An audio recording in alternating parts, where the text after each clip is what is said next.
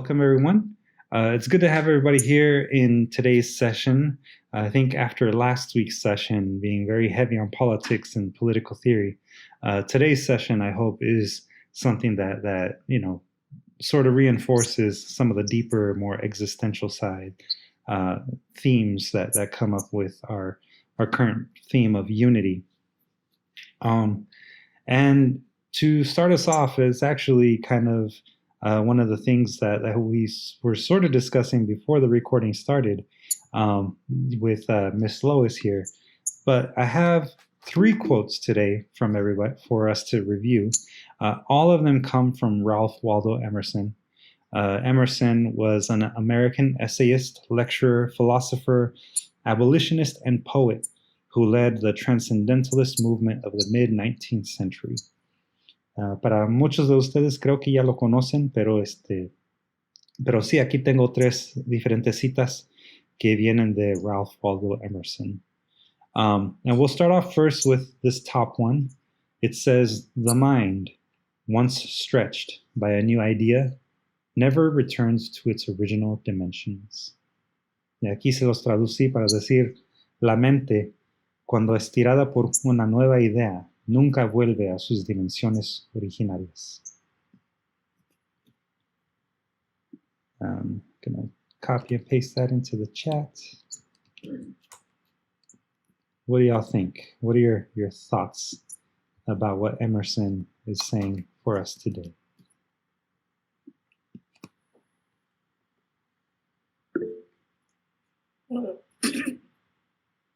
I guess once the mind gets started with developing,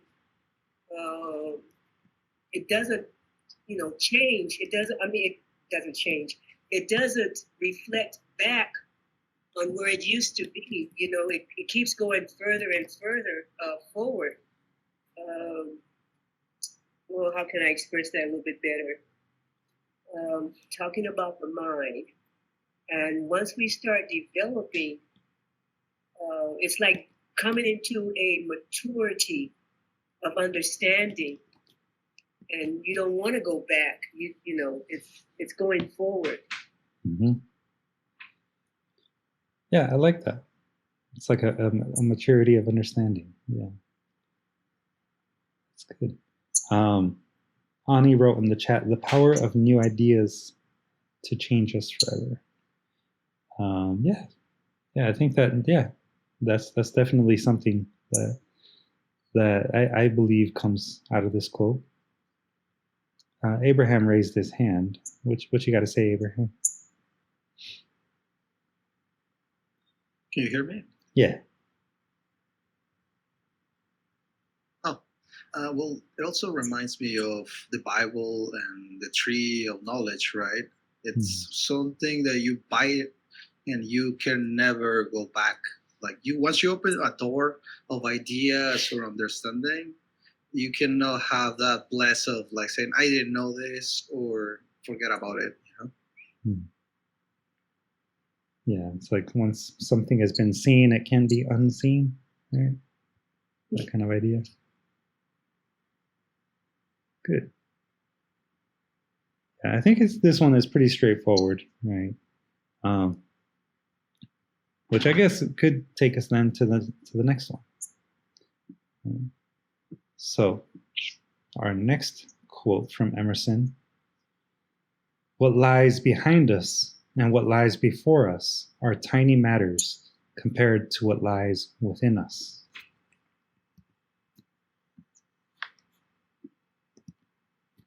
That is very heavy. In what way, Miss Lois? That and it's really touching my spirit.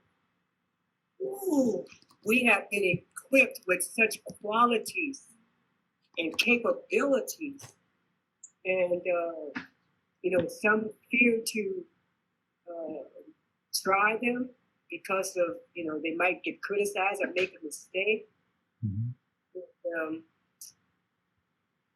Wow. We have qualities that we haven't even touched yet. That's the only part I can remember. You said something before and something after that, but I got the middle part. Yeah, well, again, it says, what lies behind us and what lies before us are tiny matters compared to what lies within us. Right. Yeah. There's no comparison of the capabilities and the things that we can achieve and the things that we can do. Mm-hmm.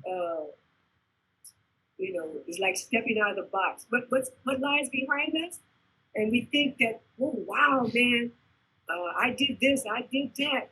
And then you think about, tomorrow with this degree, I can do this, that, and the other. But then there's something within. It has nothing to do with degrees, has nothing to do with past, attributes. But that there's something within that's more valuable, worth forget it, Yeah. I think I get where you're going. Tina and David? It makes me think of mindfulness, which is philosophically, been around for a long time, trying to be in the now as opposed to ruminating on the past and being, in your mind, ruminating on what's going to happen or what's happened in the past. I guess I relate to that quite a bit because in psychology, I'm a therapist by trade. In psychology, that's the whole thing right now is mindfulness and trying to exist in the moment to prevent symptoms that cause, anxiety or depression, which is often ruminating. So that's what it makes me think of. And this mindfulness goes back a long ways, especially in Eastern thought. I think it's more of a new thing in Western. He may be the very first one to even say something like this in Western thought, but yeah, in Eastern thought, it's been around for a long time. Yeah, definitely. I like what Abraham wrote. We are the meat of life's sandwich between our past and present, the future. Wow. Yeah. Caro raised her hand. Caro? Yeah, I just wanted to piggyback off. You can hear me, right? Yes. Okay, yeah, I just wanted to piggyback off of what David just said, because that's kind of what it made me think of too. Is sort of like how we don't. I don't know. Like a lot of times, like people get focused on what's happening around them, and like the future, and versus the inner work of actually figuring out who you are as a person. And I feel like that inner work is so important to actually being able to figure out what you're gonna do in life. But I feel like so often people are just so caught up in everything else that's going on around them, instead of what's going on inside. And I think it does take a lot of training to actually be able to sit with yourself and really contemplate all the feelings and emotions and things inside of you. So I guess that's kind of what the quote made me think of. Yeah, I can definitely see where people are going with the concept of mindfulness, which is partly what I think we're going to be talking about too. But there's I think some more to that we can unpack. Ms. Luz, I see that you raised your hand, and then we'll give Ani a chance to discuss the things that she wrote in the chat. Well, this quote became my favorite quote after I did my first 10-day silent retreat. I thought to myself, okay, this guy knows what it feels like to be in silence and to pursue the depths of your own individual perception. So believe me, once you really tasted that, there's no going back. Which I like that you say, Ms. Luz, because it sort of goes back to the very first quote, right? Of the mind, once stretched by a new idea, never returns to its original dimensions. Yeah, which I think is kind of important, for us to consider when we're talking about the concept of being self-aware, right? self-awareness is a really huge tool. And when it comes to the concept of unity, I think that self-awareness is one of those tools that we can definitely use to create unity. Ani wrote a nice little thing here that she got out of the quote. In the chat, she wrote, "I hear two things. One, the past or future circumstances cannot impact our lives as much as what we bring to the equation. And two, what our past history or future dreams provide to our lives is not as important as what we gain in the process in terms of our character." Wow. Yeah, I think that's very, very insightful. And yeah, I think going within is very hard work, for sure, as Karen wrote. But Ani, did you want to expand a little bit on what you wrote there? I guess, the key word, the key phrase in this quote was the "our tiny matters." What does "our tiny matters" mean? Mm-hmm. Is it the importance to our existence and our life? Or is it, in a more spiritual sense, it really doesn't matter, what happens in our lives. It's what matters is what we take from it and what we gain from it internally. Mm-hmm. So I could see it going both ways. Mm-hmm. One that, one has to do with what impact we have on our lives in terms of, what we bring as far as our qualities and what we're willing to put into life is more important in terms of what we're going to get out of it than what's happened to us or what we're hoping is going to happen to us. And then the other side of it is, just in the big scheme of things, that that events and circumstances really don't matter. The only thing that matters is the treasure inside of us that mm-hmm. that we're growing in the process of living. So I could kind of see it going both ways, and both are kind of cool ideas to me. I think they definitely have something in common. It is about perhaps the way in which we interpret the events in our life. As you were speaking, it reminded me right now of just before I logged into Google Meet here for our lesson today. I had actually just finished doing a presentation for one of my old teachers. She teaches a pedagogy class for Cal State San Marcos, my old university that I went to. And she's teaching new teachers how to be effective teachers. And I was invited to talk about not just zine making as an activity for kids and groups of all ages, but I was also invited to talk about my past, my experience growing up, and what led me to create DSTL Arts. And that one of the things that I had mentioned during my talk was that even though the life that I had growing up was a difficult life at times, it's not something that I would say I would want to have different. Everything that I experienced has led to me being who I am. And I think that the mindfulness side of this, if I continue to dwell on all of the traumas and all of the things that I had to deal with growing up, if I were to continue to dwell on that, it may not actually unlock the potential that I have within me, a potential that I can see now. And that's maybe where your thoughts were going too, Ani. So I can definitely appreciate that. And I hear you. Anyone else have any thoughts on what Emerson said regarding either the first quote or the second quote?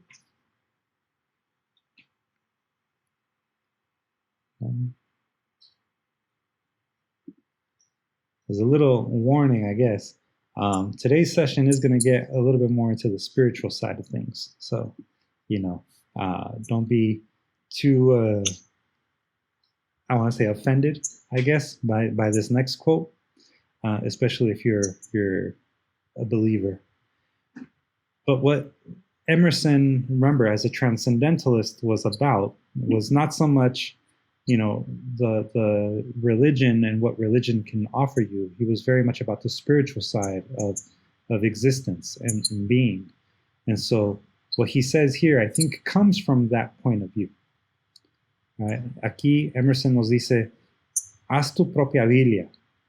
Escoge y colecta todas las palabras y oraciones que en todas tus lecturas han sido para ti como un resonar de trompeta. And in English, make your own Bible. Select and collect all the words and sentences that in all your readings have been to you like the blast of a trumpet.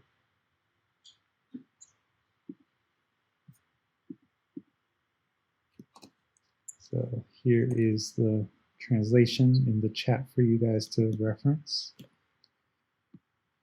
And the English version. But what do you all think about this one? I see that Abraham agrees. Documented truth. Documented truth. Could you elaborate a little bit? Plural. Truth with an S. Oh, it's okay.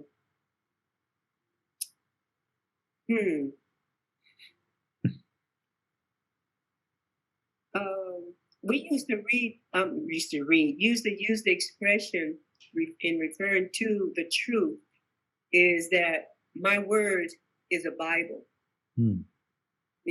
Like people have like unwritten contracts, by the shaking of a hand.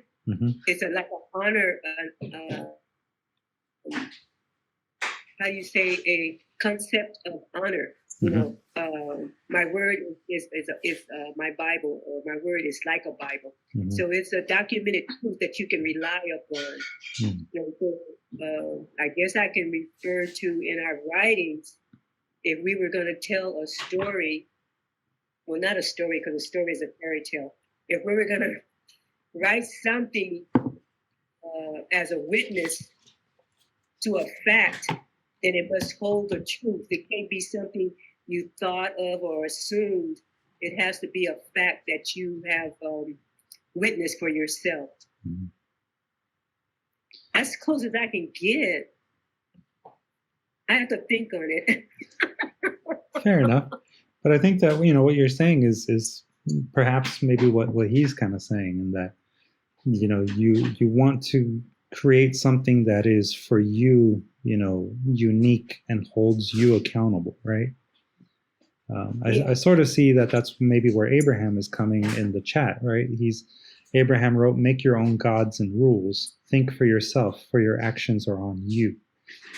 I think that's a pretty insightful thing to say. And Ani wrote, trusting your own instinctual spirituality, that quiet voice inside you that already knows what is true and good. So yeah, I could see maybe Emerson agreeing with that. Caro, you raised your hand. What would you like to say to the group? Yeah, so this actually, I don't know, I guess I kind of took this very literally when I first read it. And it kind of made me think of how I like writing down quotes, or lines from poetry that I really like or that impact me, and I keep them in a notebook. And I'll go back to them occasionally because I feel like I like quotes that I really, really like. I'll put them up on my wall as reminders and stuff. Because I don't know, a lot of, for me, I just find there's a lot of power in words. And, so I guess that's kind of what it made me think of. Just taking it very literally, that I select and collect words and sentences, and then in some ways that could be sort of a Bible of sorts. Yeah, I kind of, when I first read that too, I sort of took it literally as well. And I really appreciate the concept of being able to select for ourselves the things that we feel are our own truths. And it's kind of cool to hear that that's something that you do, Caro, because I sort of kind of do that too, with even our handouts and stuff. Kathy, I see that you raised your hand as well. Yeah, this is where the soul starts to awaken for me, because I remember, growing up in the Catholic Church, and those moments where it was just a hit as a child, like, yes, this is true, that blast, that aha moment, like, yes, this makes sense. And then I would hear something else and I'm like, that's not hitting me quite right. And because I was growing up Catholic, I would feel so guilty. Like, oh my God, I don't believe in everything the church is telling me. Oh my God, like, what's wrong? But then once I started to realize, like, okay, follow what's already awakening within me, life started to get easier. And Emerson was kind of one of the founders of this movement, was one of the founders of the New Thought movement, where your thoughts create your life. And that's when you started to really become aware of, or I became aware of, okay, this is my thinking, this is what I'm creating, this is my thinking, this is what I'm creating. And that is the collection. And I like the blast of a trumpet, because if it doesn't resonate in my heart and soul, then I don't need to take it. If it's not feeling sacred, it probably isn't sacred. That's kind of how I. Yeah. I like how you put that. If it doesn't feel sacred, then it's not sacred for you. And I think that's a very valid way of approaching spirituality, I want to say. Yeah. San Juanita, see you raise your hand. By him saying, make your own Bible, I think it's metaphorically speaking, because of the way we see the Bible, as the guide, a guide. Well, many people, not everybody, but mostly everybody, that's the way people see the Bible, as the book, as, the instructions on how to live for a lot of people. So by him using the word Bible, make your own Bible, is like make your own, he says, collect words and sentences that in all your readings, and that's how you're going to make your own Bible. I don't, well, in my opinion, I don't think it has anything to do with spirituality. It's just using the word Bible to, I guess, to get the attention of people, because of the way we think when we see the word Bible. I think almost everybody has the same concept of what a Bible is. It's even capitalized. So that's how I see it. He's just using the word Bible metaphorically, so that you can create your own guide with everything that you have read. Make your own guide. Yeah, I think absolutely. There's actually an acronym that some people have used in different mediums for Bible. Bible meaning basic instructions before leaving Earth. And if you think of the Bible as that, right, as these basic instructions for the way in which we're meant to live our lives, if the Bible, in Emerson's quote, is metaphorical, then what he's essentially advocating for is that you create your own instructions, your own handbook for life, for living. And I think that's a form of spirituality, right? That is a form of reflecting on what's important for you as an individual, and trying to live by that, trying to live by the principles that are the most valuable in your mind. And last week's session, we talked about all the different types of isms, right? Marxism, socialism, we talked about capitalism, and all the different things that oftentimes divide us. But if you really think about, the people that practice those types of economic systems and political systems, the ones that try to implement them, it's them doing it because they feel like that's what's important to them, right? And then the people that perhaps are going against that, maybe they're doing it because they don't clearly understand that that's a person's ideology, right? But you know, religion is oftentimes one of the things that divides us too. But when it really comes down to it, it's sort of what Emerson is saying right there, right? It's a person taking what they feel is best for their life, right? For their community even, and trying to form a way of practicing being good to one another. At least that's kind of what I believe. Yeah. And what you just said, and we had a quote that says that be careful of the life that you live before others, because your life may be the only Bible that they read. Mm-hmm. Yeah. I see here Felicia wrote in the chat, yes, what inspires you speaks to your soul, readings, inspirations. Keep it for yourself, collect it, and live by it. That can be in tune with your spiritual belief, which I think is true, you know, like the things that you find resonate within you, you know, will likely be because you already have in you a particular, I don't know, like sense of self and spirituality that you're exploring, right? And as writers, I believe that that's something that we do all the time through our writing anyway. So it probably makes the most sense to us to collect words and phrases and things that inspire us on a regular basis, and then use them, right, to inform our way of thinking and our way of writing and approaching the rest of our careers, right, as authors and artists. So, yeah. Now, anybody have any last comments or things they'd like to say about our quotes from Emerson?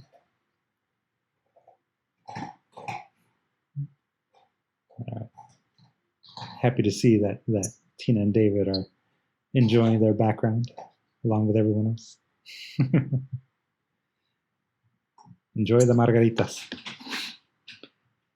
So today we're going to talk about Sufi poetry.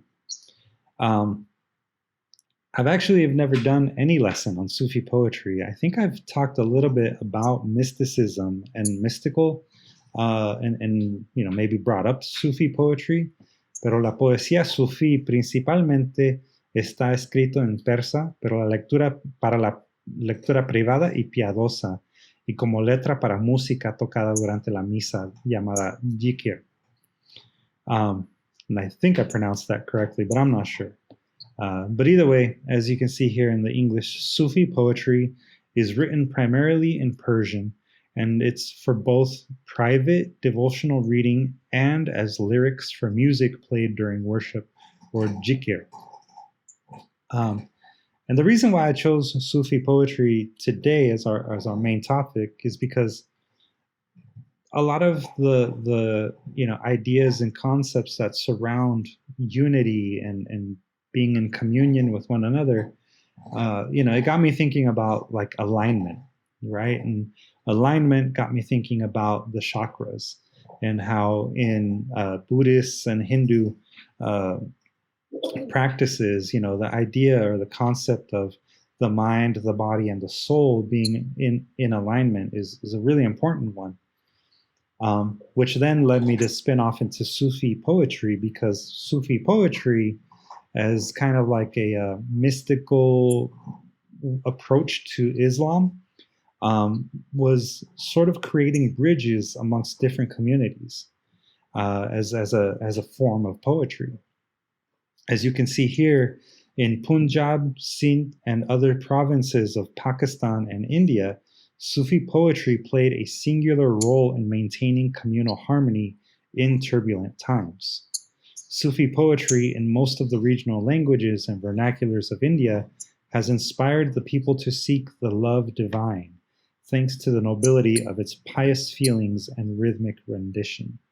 So that's what I pulled off of Wikipedia. But I think it was pretty cool to read that and to see the following. The friendly and tolerant compositions by the Sufis retained the favor of the Hindus as well as the Muslims and influenced the people's thoughts while sending a message of peace, love, fellowship, understanding, and amity.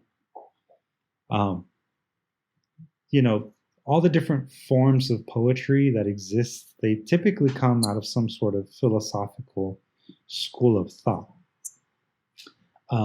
But as I was reading about Sufi poetry and its origins, I think that this one in particular is probably the most unifying form of poetry that I've actually come across, which I kind of found interesting because, you know, it's a type of poetry that is really based on a religious spiritual practice.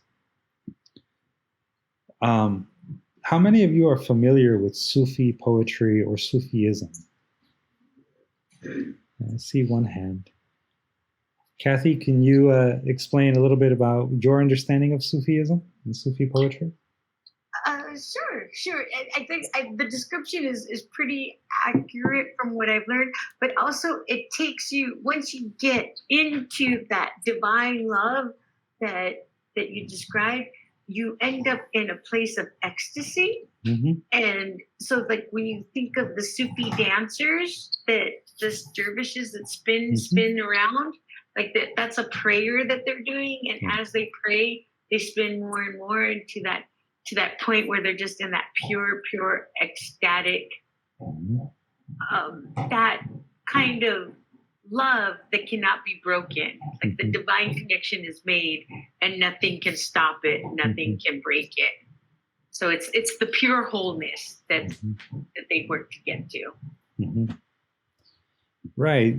I think that as an art form, you know, the whirling dervish, right, which is what Kathy just mentioned. You know, the whirling dervish is an individual that is performing poetry, and they're performing it in almost like a chant kind of way, to where that chanting, that performance of the poetry and the physical action and the music and all of these different things combined, you know, their mind, their body, and their soul become one in a way that helps them be elevated in a spiritual sense. They feel a connection to God, whoever it is that they consider to be their God. Being that they are Muslim, you know, obviously it would be their form of Allah.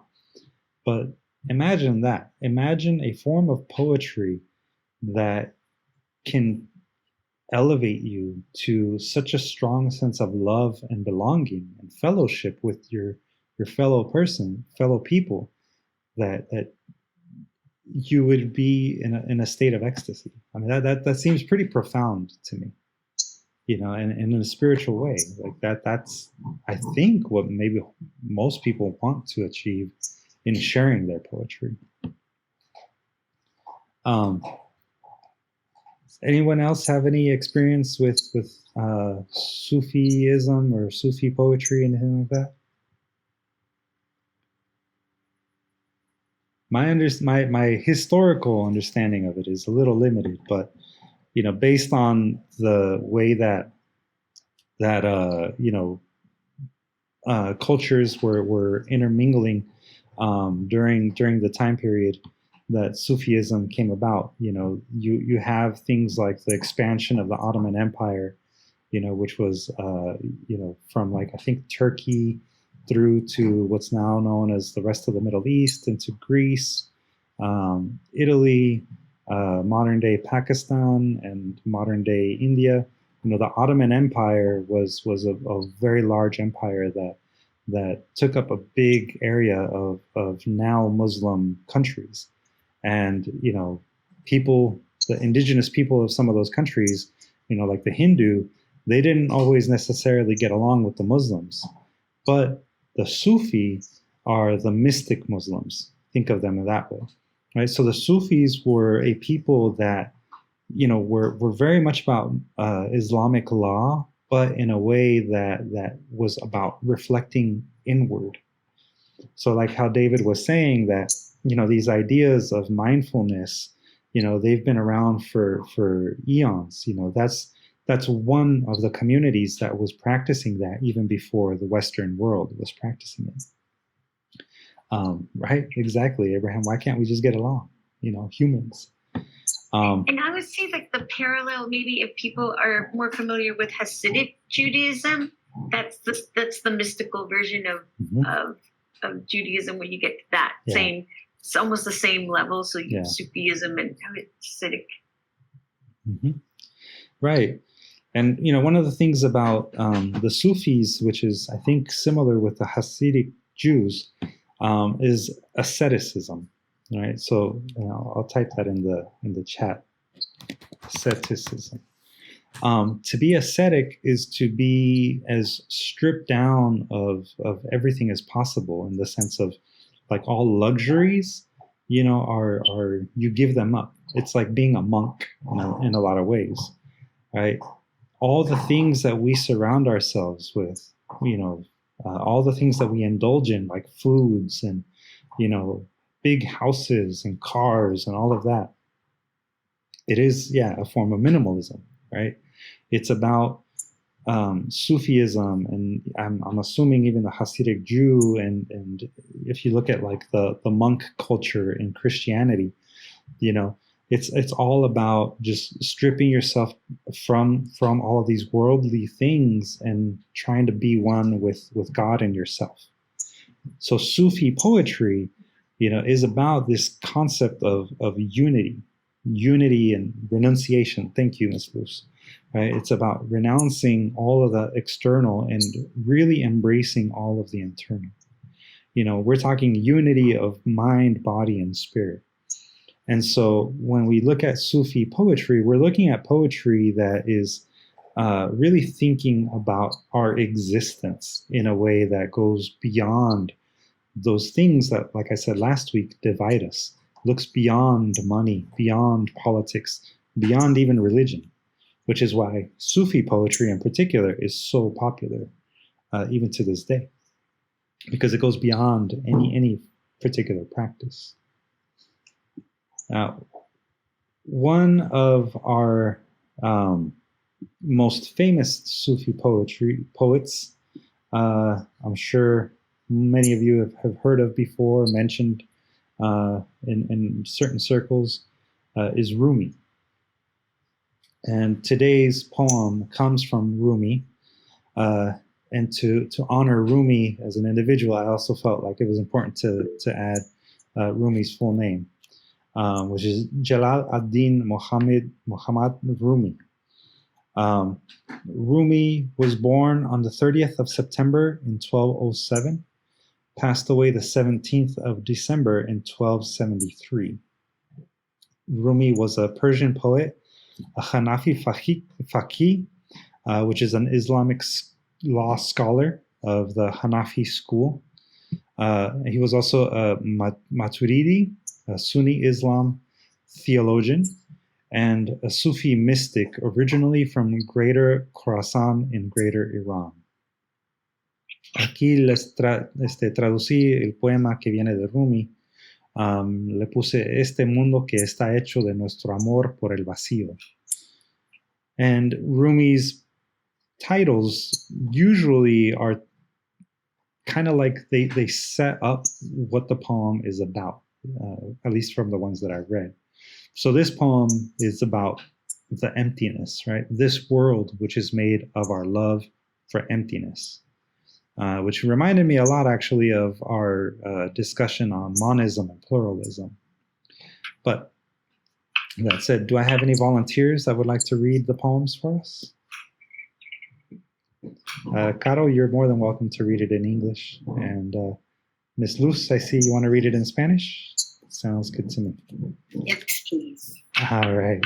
So, Caro, why don't we start off with you and then Ms. Luz? Okay, sounds good. This world, which is made of our love for emptiness. Praise to the emptiness that brings to existence, this place made from our love to that emptiness. Yet somehow comes emptiness. This existence goes. Praise to that happening over and over. For years, I pulled my own existence out of emptiness. Then one swoop, one swing of the arm, that work is over. Free of who I was, free of presence, free of dangerous fear, hope, free of mountainous wanting. The here and now mountain is a tiny piece of a piece of straw blown off into emptiness. These words I'm saying so much begin to lose meaning. Existence, emptiness, mountain, straw. Words and what they try to say swept out of the window, down the slant of the roof. Excellent. Thank you, Caro. What language was this originally written in? This one, I believe, was originally written in Persian. Oh, okay, thank you. Yeah.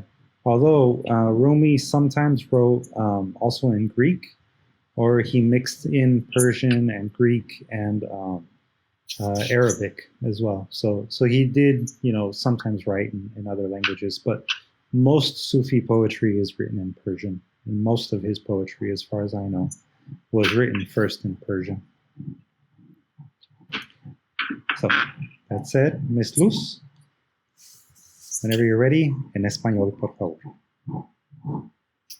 Este mundo que está hecho de nuestro amor por el vacío. Alabanzas para el vacío que anula a la existencia. El lugar hecho por nuestro amor por aquel vacío. Aunque de cierta manera llega al vacío, esta existencia se va. Alabanzas para aquel sucedido una y otra vez. Por años he sacado mi propia existencia del vacío. Luego, una bajada, un movimiento de brazo y aquel trabajo se acaba. Libre de quien era, libre de la presencia, libre del temor peligroso, esperanza, libre del gigantesco deseo. La montaña de aquí y ahora es un trozo pequeño de un pedazo de paja, aventada hacia el vacío. Estas palabras que tanto digo empiezan a perder sentido. Existencia, el vacío, montaña, paja. Palabras, y lo que quieren decir, arrasadas por la ventana, bajando la pendiente del techo. Excellent. Thank you, Ms. Luz. You're welcome. So here you have This World Which Is Made of Our Love for Emptiness by Rumi. So what do y'all think? Well, for me, Brother Lewis, I long for peace, joy, happiness, and I am the oldest of a very large family. People that like to fuss, drink, fight. I mean, you name it. And you talking about your childhood. Oh, I don't even want to go there. But longing for the emptiness doesn't mean within myself, but from around the mess, the chaotic situations. That's my comparison. Enjoying the love and longing for the emptiness of life. Just being separated from, mess. Okay, yeah, I can appreciate that. The emptiness as a separation from the world, right? Yeah, well, like the things that are going on now, we want to help, we want to do, we want to stand strong, but it's like wanting to get up into a corner and just muddle it out. Yeah. I see Abraham is asking me to look it up on YouTube. It might take a little while, so for the sake of the lesson for today, we'll skip on that. But I'll see if I can find a YouTube reading of it in Persian. and share it on Google Classroom for you guys. And I know this poem might be a little bit difficult to understand on the first reading of it, but let's see what we come up with, because I know I personally struggled with it as I read it the first couple of times, and even while I was translating it, I was really trying to think about what the poem is saying and how this might relate to us as poets. But what does everyone else get from this poem? What do y'all think? Any other thoughts? Anything that stood out to you from the poem?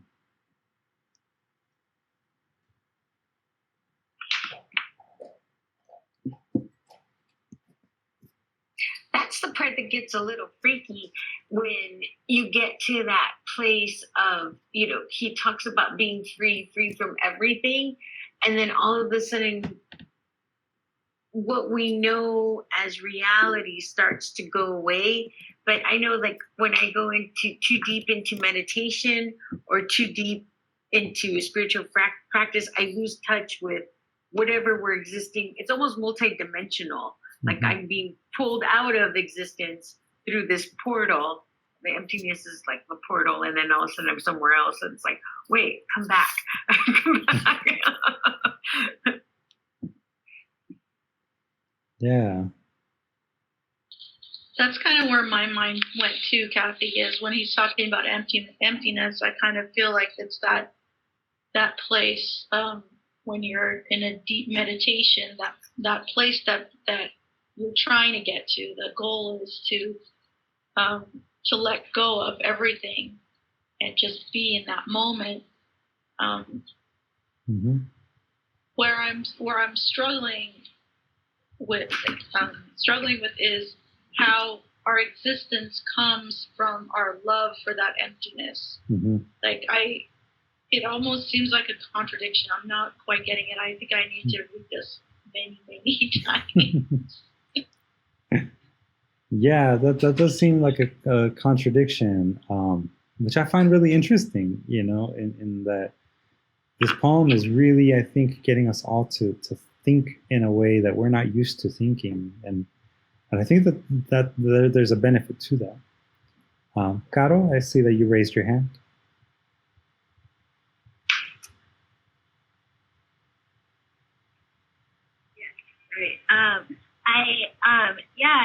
What I think stuck out to me when I think of like what you were talking about earlier about mindfulness is that stanza, that couplet that says "Here and now, mountain is a tiny piece of a piece of straw blown off into emptiness."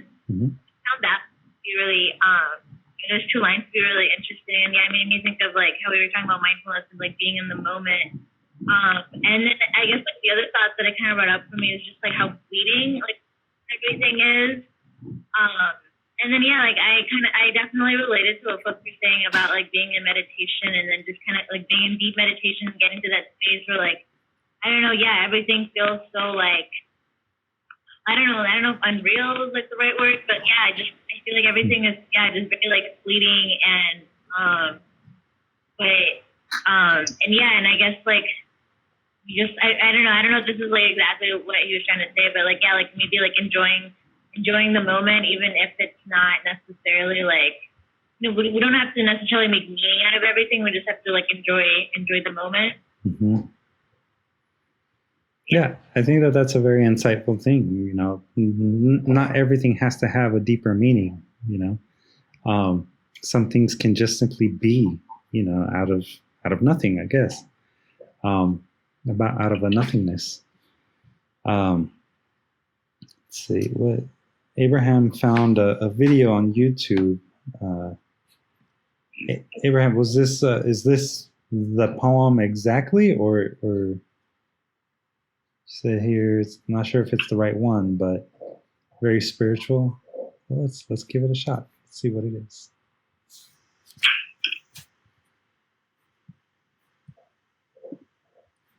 It looks like it might be.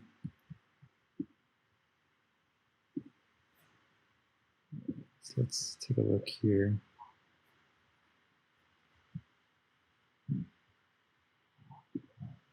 to theater mode. Hopefully you all can see it, or at the least hear it.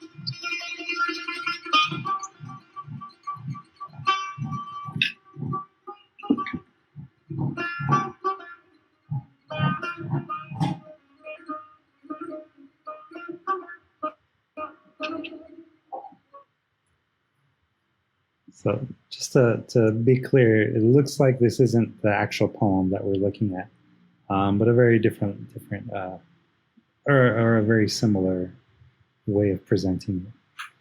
And that, it's the music, the kind of music that would have gone with it. So yeah, I'll link it in the Google Classroom, and if I can find a performance of the actual poem that we are reading tonight, I'll try to link that as well. But at least hopefully that gives you a sense of how it was performed and presented, or at least the music anyway. Any other thoughts about our poem from Rumi here? Yeah, present it one more time. If we think back to the lesson on monism and pluralism, do you feel that this might be a monistic poem or a pluralistic poem? You guys remember the definitions of those? I don't remember the definition for the monistic. But that sounds like it would be. Uh-huh. Well, remember, monism is the idea that all existence comes from one single source. Right? That's like the very basic way of defining it. Whereas pluralism is the idea that all existence takes on different forms and has an origin that maybe is back to one, but it has multiple ways of being, right? We can exist in different ways. Yeah. Well, I think the first one, the monistic, I think that's what you pronounced it. Mm-hmm. What she was saying about getting into a spiritual mode Mm-hmm. of being with one's self and just, becoming a oneness. And it's like a song we sang in church, I'll fly away. Your mind flies away. It goes into another realm of thinking, of existing, of, just another placement away from the other, so to speak. Yeah. I personally, in relation to this particular poem, I like this line. For years, I pulled my own existence out of emptiness. What do you all feel that Rumi is saying through that particular phrase? I'm pasting it in the chat here for us. I feel like he's saying that we've developed a sense of self out of the emptiness, out of the infinity.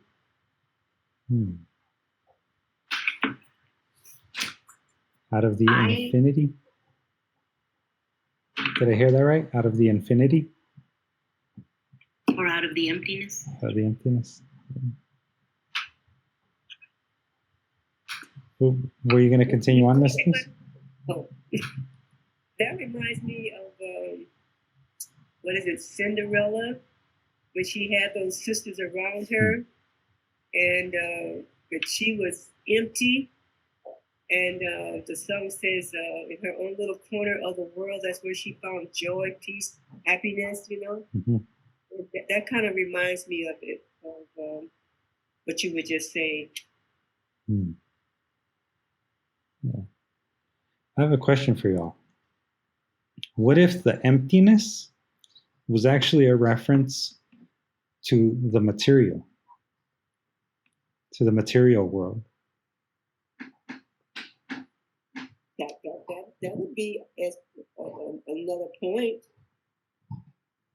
Right? I mean, if we think about, you know, the emptiness as an emptiness of meaning, you know, yeah, maybe that's what Rumi is maybe alluding to, what San Juanita just wrote in the chat. You know, that we create our own happiness, that he created his own happiness by pulling himself out of that emptiness. Right? Now, this is just an idea. Makes sense. It makes more sense. Yeah, because I couldn't figure out what did he mean by emptiness. It's because my mind is full of junk and crap all the time. You know, I'm trying to make emptiness. I'm trying to empty out my mind sometimes so that new stuff can come in. Mm-hmm. So I'm trying to put my mind into what he was thinking and what does emptiness mean. But when you say it that way, yeah, I can relate. Yeah. I mean, and this is just, you know, me kind of thinking about it, but what if emptiness isn't an actual place, but an emptiness or a lack of meaning, right? So the things that are material in existence, you know, existence, this place made from our love for that emptiness might be that lack of meaning, the items or objects in our life that lack any significant meaning, right? That is maybe what existence is, right? Existence. We exist in a world, in a society where we assign a meaning to something, but that something does not actually exist. And what makes me think this is when we get down to the bottom here.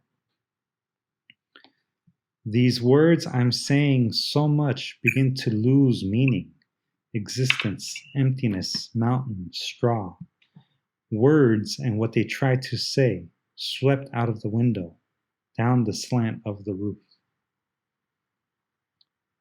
So these ideas, these concepts, these physical things, the mountain and the straw, they have no meaning because they are said so much, they're given so much of a value, you know, that they lose their value the more we talk about them. They become just words that are swept out the window. I think in the Bible, I think it was it Solomon? He had all the things that he had accomplished. He counted as dung, which is dog poop.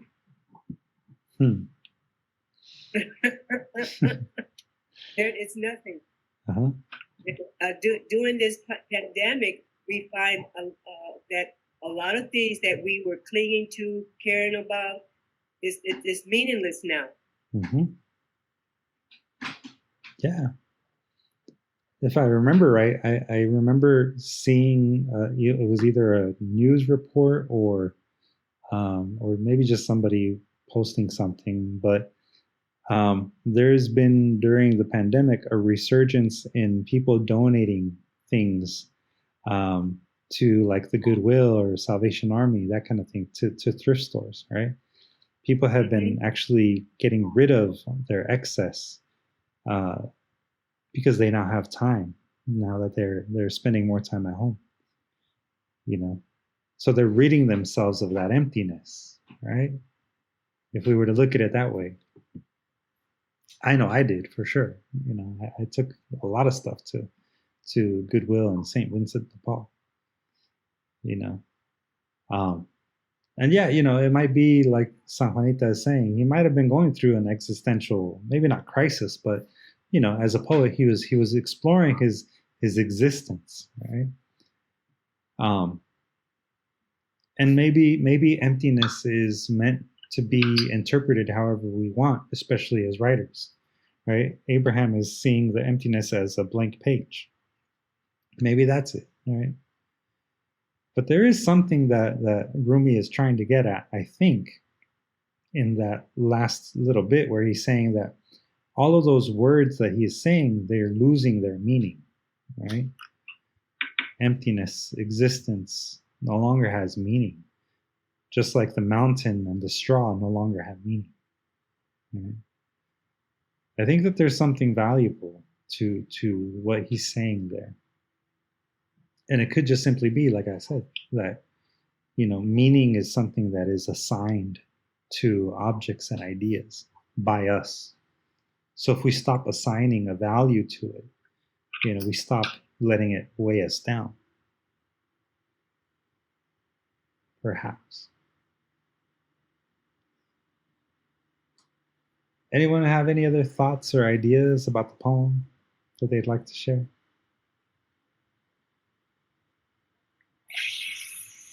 For me, it's flipped, Luis. Mm-hmm. I feel the opposite of what the emptiness is.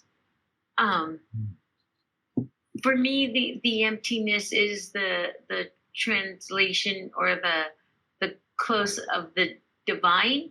And so for me, when he says, for years I pulled my existence out of emptiness, meaning he kept his existence separate from that emptiness that he loves so much.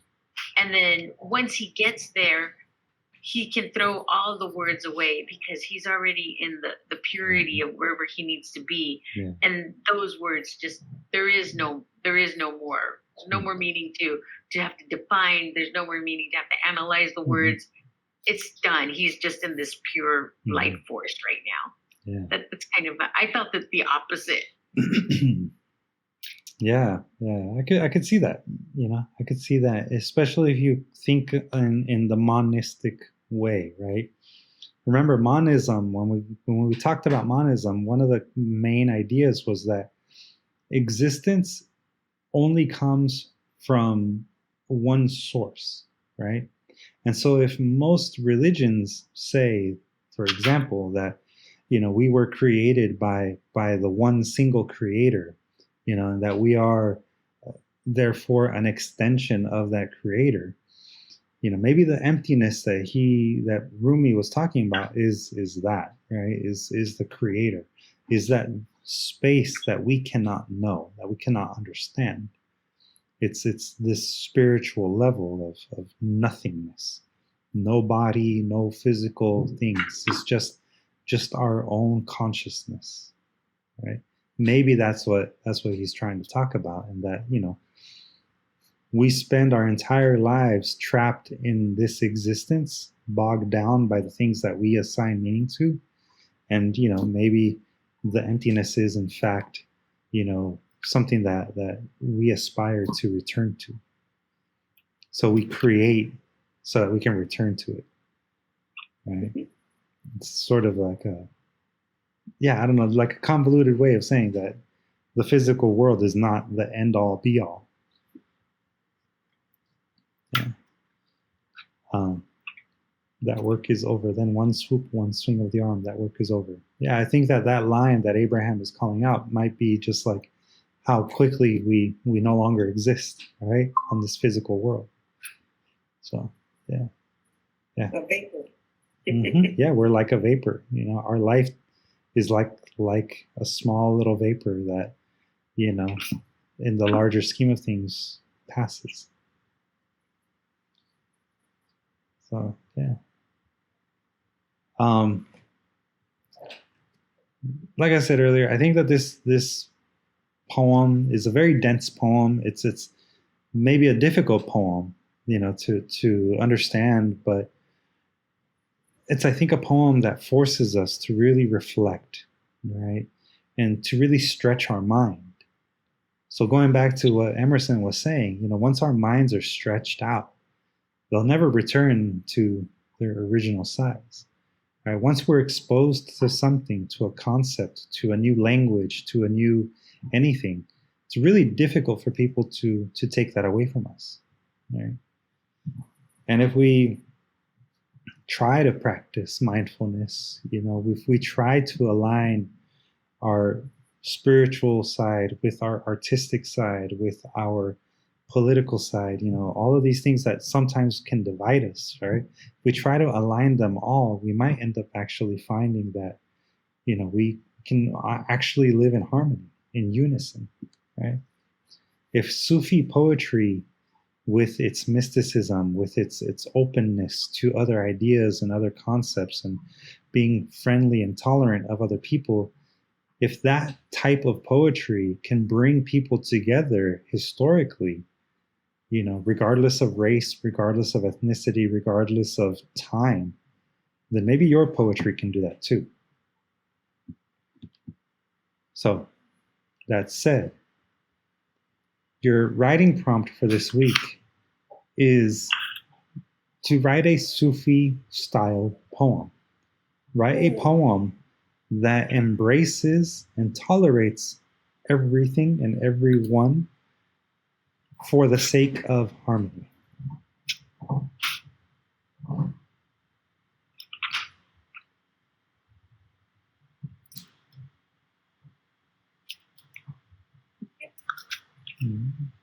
Okay. That's a great observation, Ms. Luz. The swoop could be enlightenment as opposed to death. Swoop of the arm. It's good.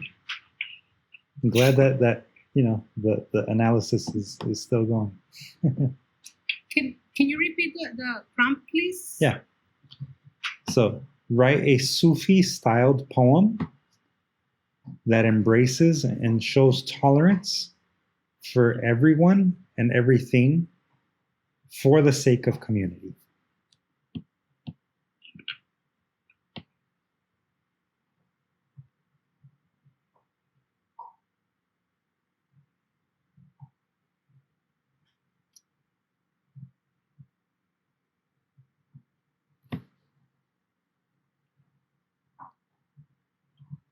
Mm-hmm.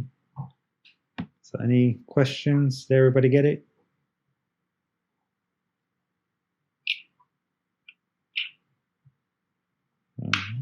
Well, if there are no more questions, no more comments, you're welcome for the challenge. Am I in the right class? I thought this was a writing class. It feels like philosophy. Yeah. I mean, this particular series, when unity was suggested as a prompt or as a theme, it got me thinking a lot about what that means. And sometimes I think that philosophy is important for us to study. I mean, everything that I feel like it would have been. Sorry. Not yet. Go ahead. Go ahead. I was just going to say, You go. I was going to say that, most writing does explore philosophy in some way or another. So we might as well directly address it, But yeah, what were you going to say, Ani? I was going to say I'm not sure if just reading one poem, since I've never been exposed to Sufi poetry, Mm-hmm. can we really glean what Sufi style is just from this one poem? Or that's fair enough. Just take that kind of like a grain of salt, just Yeah.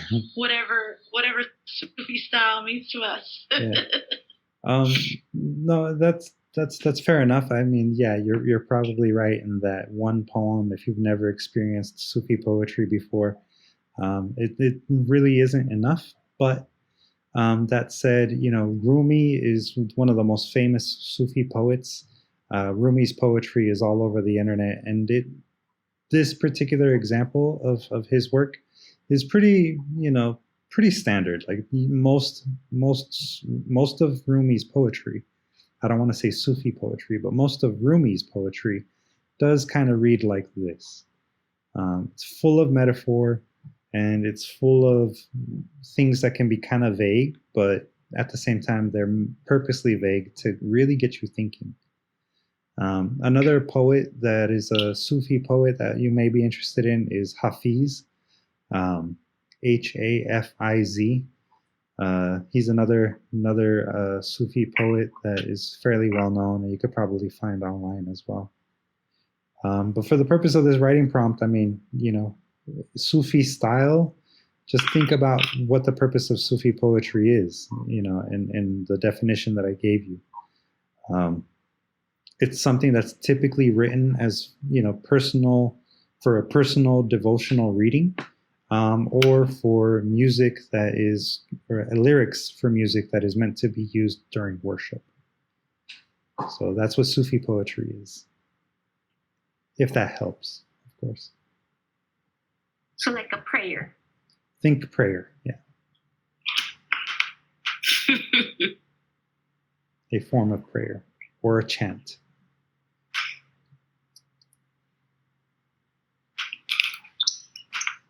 Yeah, you can find a lot of things with Rumi's poetry and quotes. Like Madonna. Okay, I don't know how Madonna fits in, but yeah, sure. All right. So any final questions or comments?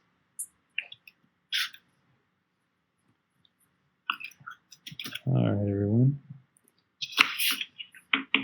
Well, if that is it, then we'll call it a night. Hope everyone has a great week. I'll get to everybody that submitted this past week. I'll get to your work mostly tomorrow. So you'll be hearing. Luis, is there an update on the Hero workshop? Is that still being worked on, or? Yeah, that's still being worked on. Abraham and Javier have actually just turned in their final illustrations. Oh, nice. Yeah, so Abraham will be turning in his hopefully today or tomorrow. Oh, cool. What's that? Yeah, for the Héroes de Los Angeles workshop, those of you that participated in that, the book will be hopefully finished by the end of this month. So. Is that what this was your Wednesday class? Yeah. Oh, okay. Is that the one of the heroes? Yes, the Heroes one. Oh, good. Yeah, so Yay. those of you that participated in that, you'll be getting a separate update once it's done. All right, so that'll be all, everybody. I hope you all have a good night, good rest of your week. Take care. Thank you, and you too.